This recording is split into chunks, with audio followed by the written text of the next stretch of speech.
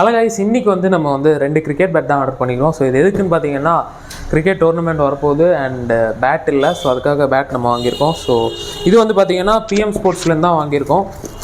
திருச்சி தானே bro? So bad பாருங்கள்,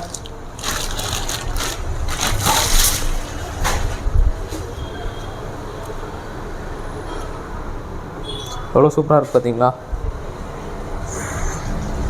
செம்மையாக இருக்குங்க, நல்லாயிருக்கு. அண்ட் ஸோ இது வந்து பிளாக்கு, இன்னொரு பேட்டும் சேம் தான். ஸோ அது வந்து பின்னாடி கலர் மட்டும் வேறு.